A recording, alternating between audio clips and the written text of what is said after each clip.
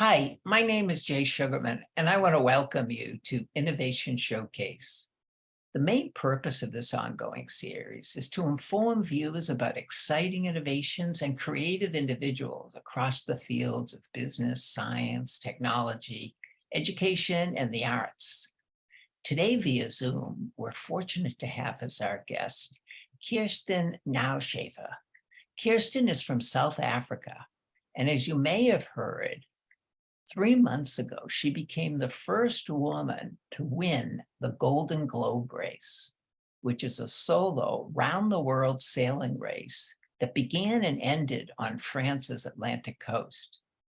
This incredible feat is accomplished with no assistance and without the use of modern technology. During the program, we're finding out why and how this incredible undertaking came about. And in the process, we'll come to better understand and appreciate Kirsten's wide range of extraordinary experiences during this remarkable 235-day adventure. Let's start by meeting Kirsten. Kirsten, welcome and belated congratulations on your most memorable achievement. Thank you, Jay. Very nice to be on the show.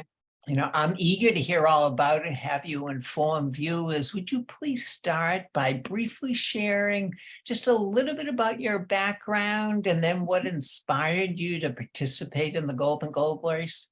Yeah, sure. Well, I was born and raised in South Africa, and I've loved sailing since childhood. And for the last 18 years, sailing has basically been my career. I've been delivering boats all over the world. I worked on a high latitude sailboat going down to Antarctica and Patagonia, South Georgia. And my latest undertaking has been the Golden Globe race. And it was just my kind of thing because I love adventure and I love single-handed, in a nutshell. Nice, nice. What type of qualifications do you need to enter the race? I think the minimum qualification you need is a Yachtmaster offshore ticket. And then you need to have done a certain amount of mileage. I stand to correction, but I think it might be something in the regions of 10,000 miles. And then you need to show as you're going along in your prep that you have prepared your boat properly and that you do sort of know what you're letting yourself in for. Speaking of that, what's some of the planning that needs to go into this, the logistics involved in preparing for, in your case, 235-day adventure? Well, I think the first most important thing is choosing the right kind of boat and then doing a substantial refit on the boat. Because of the nature of the race being a retro race, the boats tend to be older boats. They're older designs. They predate 88. So you'll end up buying a second-hand boat that probably needs quite a lot of repair work and reinforcement work done. So I think that would be one of the most important things. Then it's a question of what kind of tools and spares are you going to take with so that you can sort yourself out if anything breaks. And then it's a question of what kind of sails are you going to take with so that you've got all sorts of sails for light winds, storm sails. And then you need to be sure that you can find your way around the world without a GPS, just using a sextant and celestial navigation. Yeah, could you say a little bit about that, the 1968 requirements and guidelines and why that's the case? Yeah, sure. Well, this Golden Globe race is actually based on the first ever solo, non-stop, unassisted round-the-world race that took place in 1968. Back then, they didn't even know if it was possible to do, and only one person actually managed to finish the whole circuit. That was Sir Robert Knox Johnston. So in 2018, the first replica edition of this race started up. And the whole idea is that you have to do it the way they did it in 1968. So you're not allowed any modern navigation technology like a GPS or any modern weather information. So you need to rely on a compass and a sextant to find your way around the world and paper charts and rely on a barometer and what limited weather information you can get off HF radio weather facts, which is of course quite outdated in this day and age, but it's back to basics. Wow. Wow. While you did the sailing solo, who else has been involved in some of the logistics, the preparation beforehand? Well, I had a very key person involved in the preparation. His name is Eddie Arsenault. He lives up on Prince Edward Island. And he basically worked with me on the refit. That was only the two of us working on the refit. And he is a person who can do absolutely everything. He's a welder machinist by trade, but he works with wood, he works with fiberglass, and he's an absolute boat enthusiast.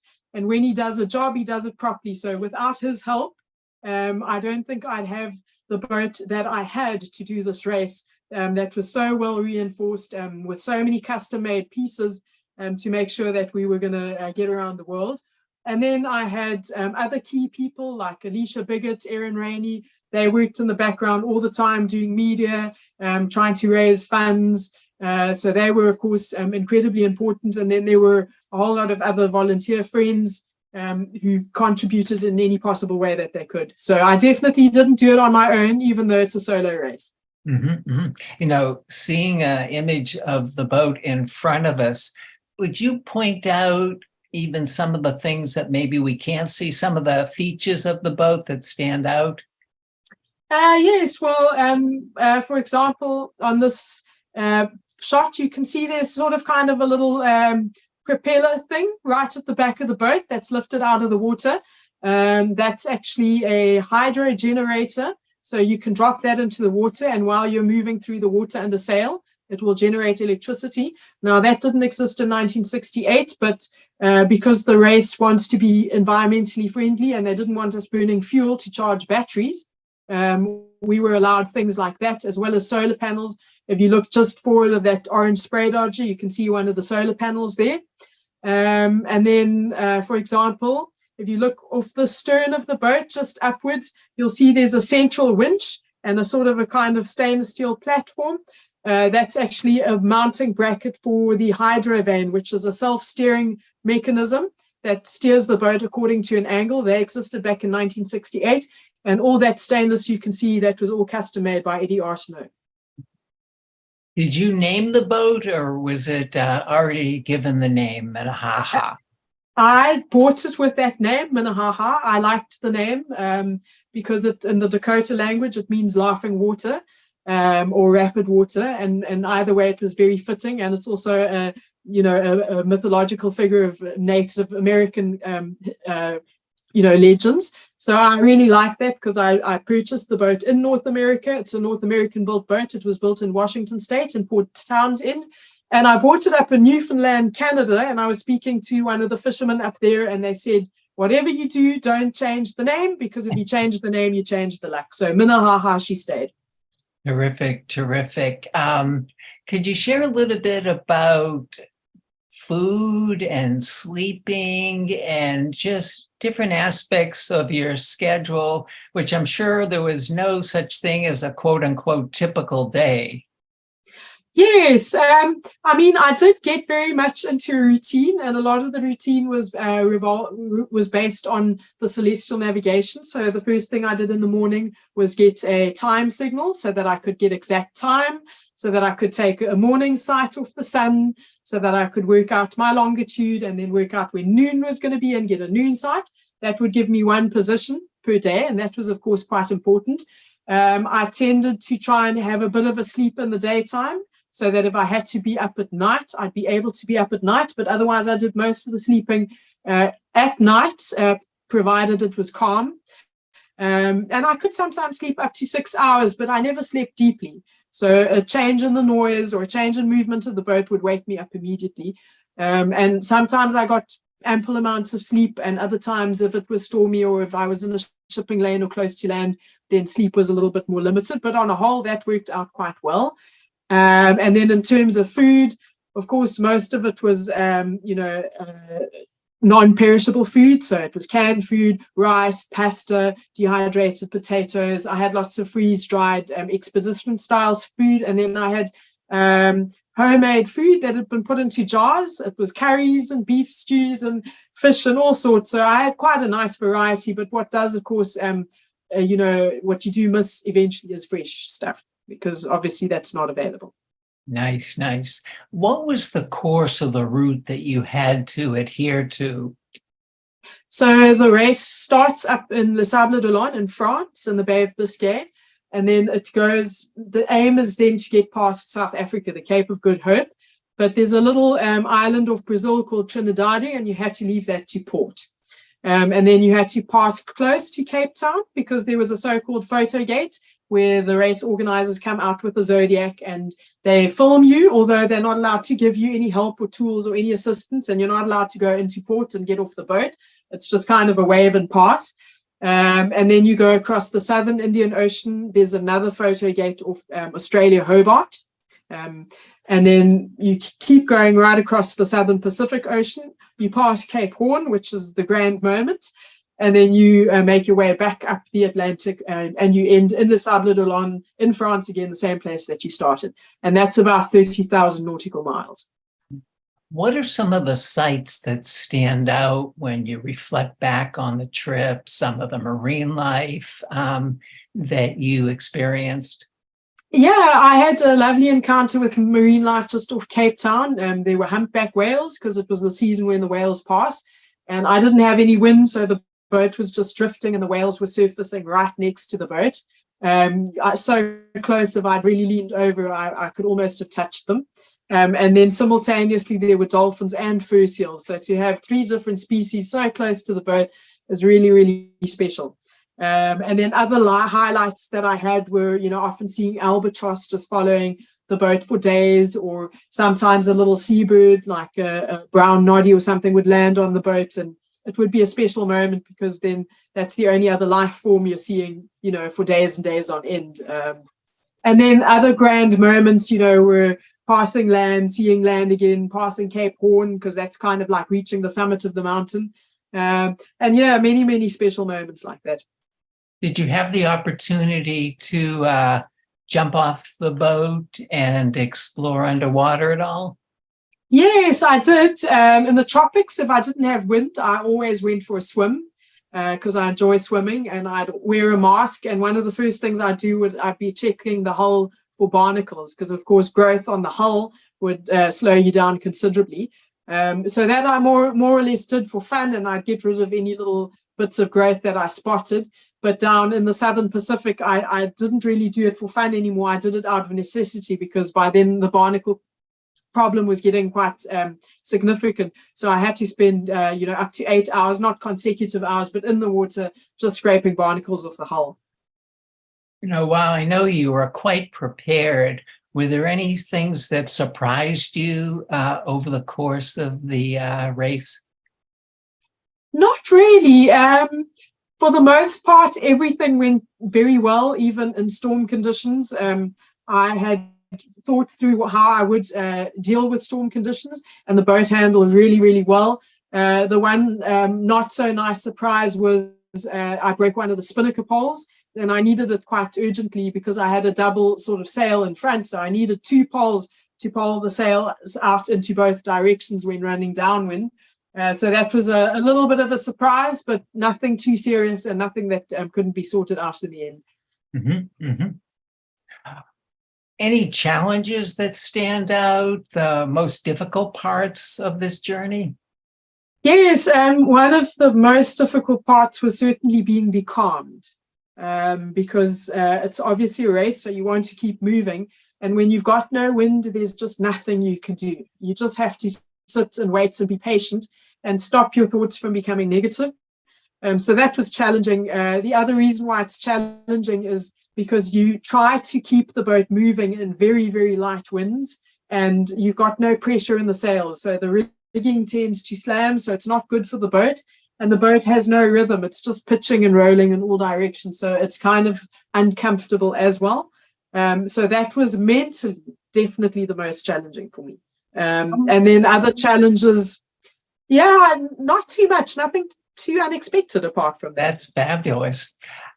How many other sailors, skippers were involved in the race? 16 got over the start line. There were more that had, signed up for the race, but not everyone made it to the start line because there are quite a few conditions that you have to fulfill. And, for various different reasons, some skippers didn't make it to the start line. But yeah, originally there were 16, and of those 16, 5 finished. However, 2 stopped in between to fix or do repairs, and 3 finished without stopping. Mhm. You know, before we see a short clip, would you briefly share incredible rescue mission that you undertook for another sailor, Tapio Lehtinen? Yes, certainly. I got satellite communication via the race organizers to say that Tapio's emergency beacon had gone off, and then another message confirming that his boat had sunk and that he was in his life raft. And I knew the moment I read those messages that I was likely the person closest to Tapio, because we had passed Cape Town almost at exactly the same time.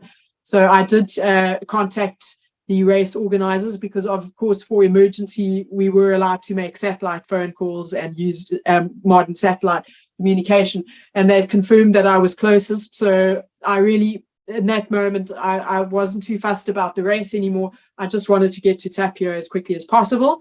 So I pushed the boat as hard as I could. I put up as much sail as I could. I stayed at the helm all night, and about 24 hours after his boat sank, I had located his position, and we pulled his life raft alongside. He threw me a line, we pulled his raft alongside, and he came aboard. So then we knew he was safe. But then the next tricky thing that had to be done after that was a cargo ship simultaneously had diverted course to assist him. So the logical thing was to transfer him onto the cargo ship so that I could carry on racing. But we were still in the Southern Ocean, so there's usually quite a bit of swell, even in calm conditions. So we didn't have, it wasn't windless conditions. We probably had about 25 knots and a relatively, considerable swell. So getting close to the cargo vessel as close as possible. That took a bit of maneuvering, and that was a little bit of adrenaline, but that too went off really smoothly. We can't, I don't think, go any further with seeing you on the ocean, enjoying that, hearing some of your thoughts. So we're going to build in now a little video clip of you in the Southern Ocean. And we're also going to hear some reflections about Tapio and reflect in the rescue at the end. Feel free to add any other commentary as we begin. Certainly. So we're almost on the longitude of Cape Agulhas, but not quite. And we're surfing along pretty nicely here. Of course, on a camera one never really sees quite how big the waves are. They're not huge, but they're pushing us along nicely.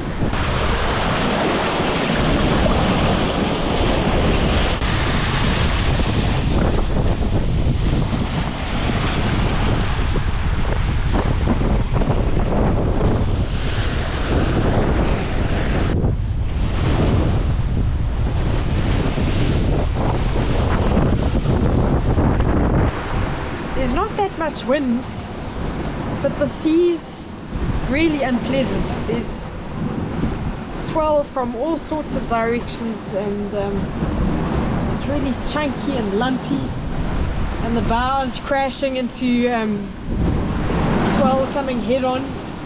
We're on a course about due east at the moment.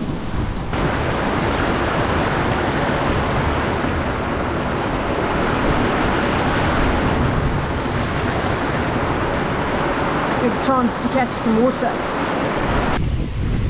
Okay, it's early morning. Sun has just risen. We're on our way to see if we can find Tapio. We're about 18 nautical miles away, so hopefully we'll get to him real soon now. So yeah, now he's on the ship on his way to China. I hope that he'll relax. I chatted to the captain on the VHF a little bit as they were passing me, and they've got a 32-day trip to China, and the captain sounded really nice. Heaven forbid, but if I ever had to land up in a life raft with someone else, then he'd be the person I'd want to be in a life raft with. Jay, I learned a lot about that rescue with Tapio, and that is about being positive, because I didn't know what state he'd be in when I found him. it's quite traumatic to see your boat disappear beneath the surface of the ocean and sink down to 5 kilometers of depth. But he was incredibly positive. He was making jokes. He was happy, and I'll keep that as a reminder that when things are going tough, just remember how Tapia reacted to losing his vessel. Terrific lesson indeed. And I know, reading a little bit about him, he's a quite accomplished sailor. Indeed, he certainly is. So it's they haven't quite determined why his boat sank, and of course it's lying on the bottom of the ocean, so it will be difficult to really find the reason. But it was something very unusual. It was an anomaly. It wasn't like he got into bad seas or anything like that. And it just goes to show things can happen at sea, no matter how well prepared you are or how good a sailor you are. You're always, to some other degree, stepping out into the unknown. You mentioned keeping a positive attitude. Were there other things that maybe you learned about yourself from this whole journey? I think what I did learn about myself is that if I actively tell myself to be positive, I can. Because I won't deny, I had moments when I felt very lonely. I had moments when the going was tough, when I was getting frustrated, when I couldn't move, when I thought that, trying to win the race is slipping through my fingers like sand. But then I kept on reminding myself to be positive, because being negative wasn't going to help me out of that situation either. And then I also tried to just concentrate on the beauty that was around me. For example, when I was stuck in the doldrums, I regularly had dolphins coming to me, and we had these beautiful sunsets, and there was a lot of beauty happening around. So I think it's important, and it's a lesson I learned for myself, is to actively say, no, stop. Don't be negative. Focus on what's good as well. Terrific advice for all of us, even if we never venture around the world sailing, for sure. We're gonna fast forward a little bit to a very exciting image here. Could you explain the context of what we're seeing here, please? Certainly, Jay. That's after 235 days arriving in Les Sables d'Olonne. It was a very slow arrival. I actually arrived in daylight, but there was no wind for the last 7 miles. So I kind of drifted in over the finish line, which is why it's dark in this image already. But it was an amazing feeling, because I'd come to the end. And not only had I come to the end, but I'd found out that I'd won.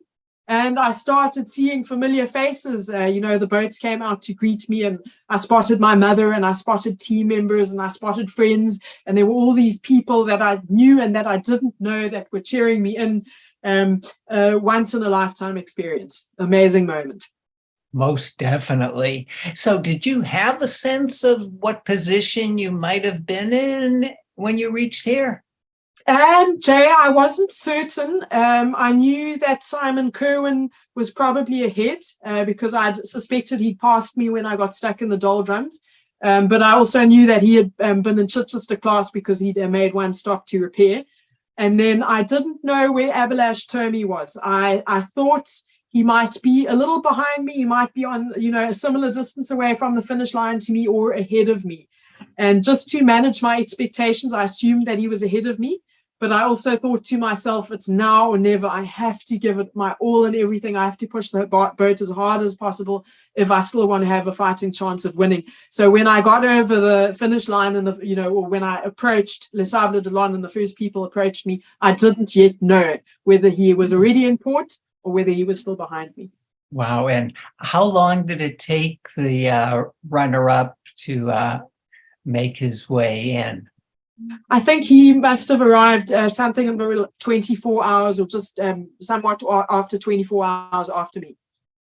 Terrific. Well, we're fortunate to have another little video clip here that we're going to show towards the end of everything and celebration that ensued. C'est une autre histoire. Ce soir, nous savons, Kirsten, en votre compagnie. Must have been quite a feeling. Jay, it was an absolutely amazing feeling. I didn't know it was going to happen. It was my first race. I'd never been to the finish of a race. I'd obviously seen these kind of things before of firing off a flare, a hand flare, and popping open a bottle of champagne. But to actually be the one doing it, and just the enthusiastic crowd there, it was, yeah, like I say, once in a lifetime, probably. And what a crowd, so enthusiastic. Indeed, an amazing crowd of people. And I felt really honored because when you're alone for 8 months, you don't always think about what's happening in the background. But there, of course, there's my mother, for example, and I knew she was going to be there, and she was one of the people that supported me very much in this venture. Something absolutely amazing.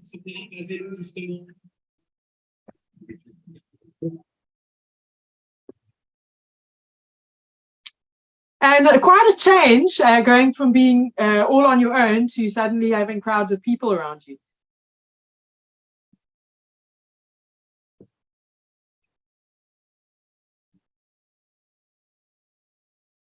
Wonderful. I mean, I'm getting goosebumps. So imagine that you keep reliving it and are just in awe to some degree of this accomplishment.